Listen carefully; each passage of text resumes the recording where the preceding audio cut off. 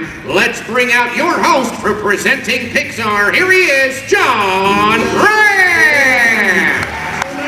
Carry on. Hello, everybody, and welcome to this memorable occasion. Look about you. Look at these titles. Monsters, Inc., Cars, Finding Nemo, Toy Story, A Bug's Life. The list goes on and on. 11 amazingly incredible films. From A Bygone Town in Radiator Springs to infinity and beyond. For 25 years, the creative geniuses at Pixar have revolutionized an industry, and they have just made an amazing, amazing amount of Hollywood history. Now, today, this legacy, we're here to talk about the legacy that is continuing, which is going to be Cars 2, which opens January 24th. Now, I know we have all got our favorite characters, our favorite films. Does anybody love Flick? Yeah, I love Flick too. I think it's so cool how he's a little world, he sees its giant big world. And of course, the grasshoppers are really cool too. All right, you know what? I think we need to now bring out our guests. We have an extraordinary treat for all of you. Some of you have been here before today and have seen them. For those of you that haven't, I'm going to introduce three extraordinary Pixar key creative associates, and here they come. First of all, here he is, the guardian of the Cars franchise, Mr. Jay Ward.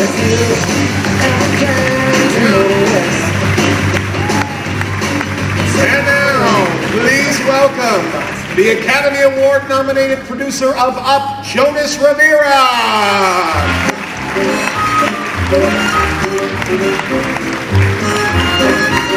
And don't be shy, here he is, finally the Academy Award-winning composer of Up and of course Cars 2, ladies and gentlemen, Michael Giacchino.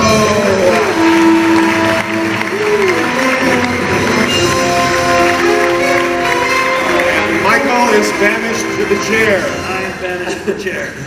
Gentlemen, welcome. This has been a great day having you guys all here with us. I hear that you've been having some fun in the park today. Yeah. And you all got to go on Star Tours because somebody maybe on this stage had something to do with it. Is that correct? Yes, somebody. Who would that be? No, that was me. I actually helped put all the music together for the show, which was, you know what's crazy about that? I got to work with John Williams on that. That's pretty crazy. How awesome is that? Yeah, that's pretty amazing.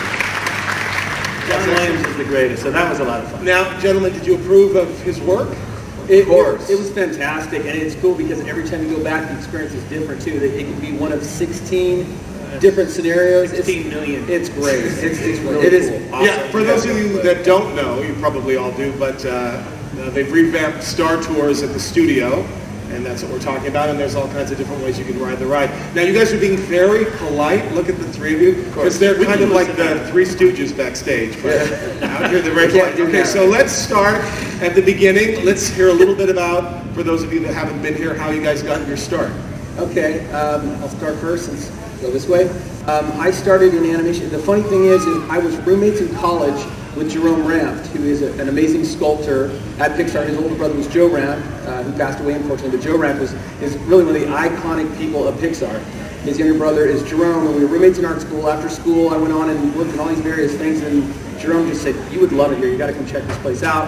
I came, I visited, and it was like being in a gigantic college dorm with people flying around and scooters and food fights, and it was just bizarre. And I thought, this is the coolest thing in the world.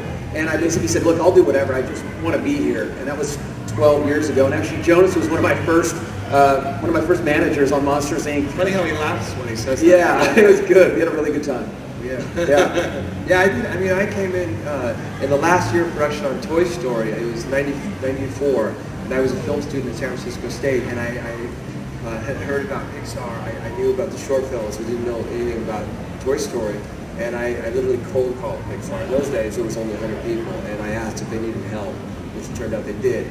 So I got an internship in my last semester at San Francisco State, and it was unbelievable because it exploded around me. Obviously, Toy Story came out, and it was successful and so forth. And so I just stuck around. I remember thinking, they're gonna have to work really hard to get me out of here.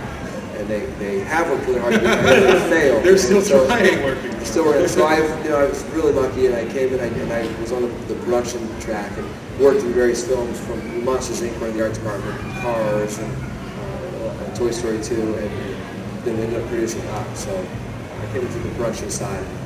And Michael, so you work out of your home, obviously. Yes. Well, I work out of home, but I started as a janitor in my high school.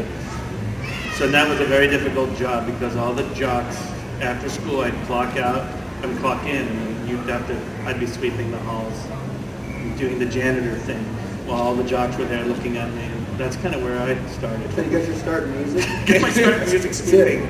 Yeah. You know that powder that they throw down first? It's smooth. Yeah, that was something in your presentation that reading your bio. The janitor thing? Not the janitor thing, but I was curious how you jumped from being a filmmaker, going to Cal Arts, to all of a sudden you're scoring. I always loved music, I always wanted to do it, but I also loved filmmaking, and I was always making movies since I was 9 years old.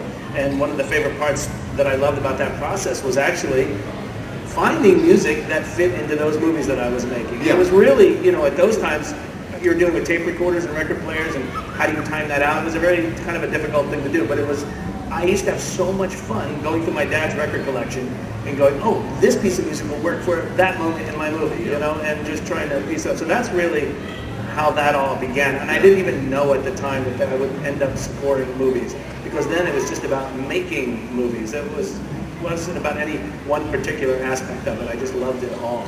So you play the piano. Yeah, I played the piano. I goof around on the ukulele and play the harmonica.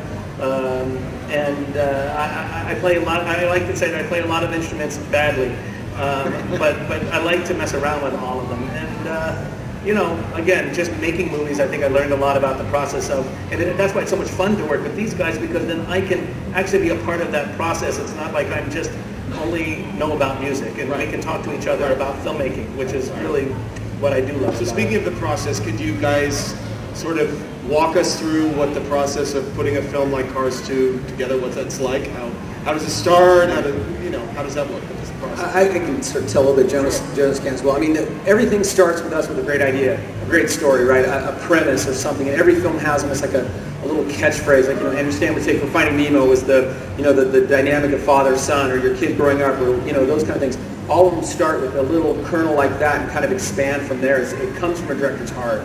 Cars 2 was really. Actually, it's funny, John said after he had done Cars that he had done this European press tour and was just thinking about what it would be like for Mater to be in all these environments. Like driving on the wrong side of the road in London, or trying to use a bathroom in Japan. And it kind of snowballed from there. And so, it was an early on thing, but all these movies really evolve and change as they go.